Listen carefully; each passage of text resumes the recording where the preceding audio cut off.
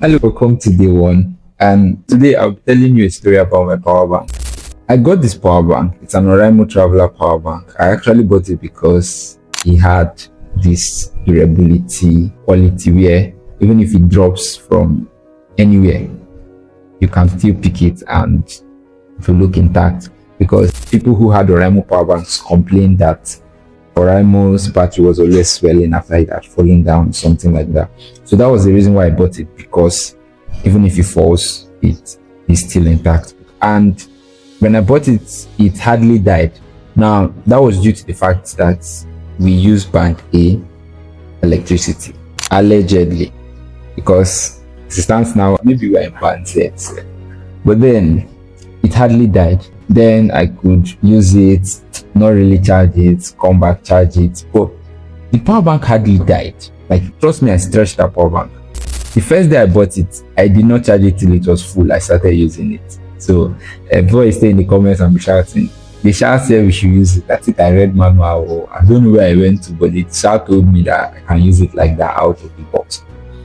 Now, there was a time I had to make, a travel to another part of town.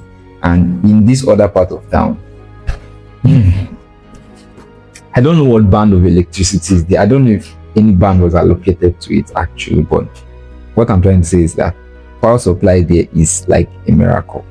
And so I had to prepare. So I charged the power bank full. I mean, it has not died before, so I was like, at least if I stay there 2-3 days, it may not really die. Before it dies, they may bring light and something like that. So I went for the journey. And then when I got there, I think I was the only one who had a power bank here. And so when other people's phones died, they had to come to me to, charge their phones. And, I'm a good guy now, so I will allow them to, do their stuff. But then I'm also wise. So what I did was, okay, instead of just allowing people to charge and then at the end of the day, I'm left with nothing, I allocated the bars. My power bank has 4 bars. I said, okay, you can use the first bar and the second bar, but after it's gone past the second bar, I am not giving anybody to charge again. You can go plug your phone somewhere else so that I can have a little bit of power, for me. And I said, now looking back in retrospect, I think that was a very foolish thing to do, because I think the first and the second bar is where the power is actually. The third and the fourth is just there for it's just there for numbers, because I learned. Oh, you're gonna learn. I learned, and I learned the hard way. That was the deal. So I can give you to charge your stuff and then leave a little bit of power for myself. And men and brethren, even though I expected it, but I feared it, the power bank died. And when I mean it died, it will die, I will charge, it will not stay long, it will die.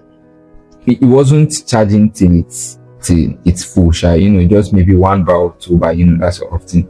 But I just noticed it was dying. And I was like, this power bank has never died before. And I'm allocating the power properly. Why is it that this thing is not serving me, properly as before? And I think that most of us are living a power bank kind of life, right? Where you are always there for everybody except yourself. I'm not now saying that you should be all about yourself, guiding my mental health and stuff like that. Though a lot of people push it to the extreme. I'm not saying you should be selfish, but there are most parents, these parents are always there for everybody except members of their family, except for themselves. So they leave the house in the morning full of energy, full of life, and then come back in the evening, exhausted. There is no strength to relate to members of the family. They don't have the energy to relate to their kids. And it was going on like that. And for them, they felt satisfied because they were meeting the needs of others. But then the lives of those who were closest to them, they're not really impacted so much by their value. They will go on to die, and then people outside will say, oh, he was a this, he was a that, he was a this, and then the children and their wives are just like, okay, you say he's a good man, no problem. Dad was not really there for us. My husband wasn't really there. My wife wasn't really there for me. Mommy wasn't always there for us. Eventually, I don't want us to be parents who repeat this cycle. There are times where I will advise you, save a little bit of power for yourself. Save a little bit of power for your family. Because these same people you are going out for, That is those outside. You're going out of your way to be there for them at the expense of your family. When you pass on to glory, they will move on to the next person like nothing ever happened. And guess who will bear the pain of your loss the more? Those who were closer to you.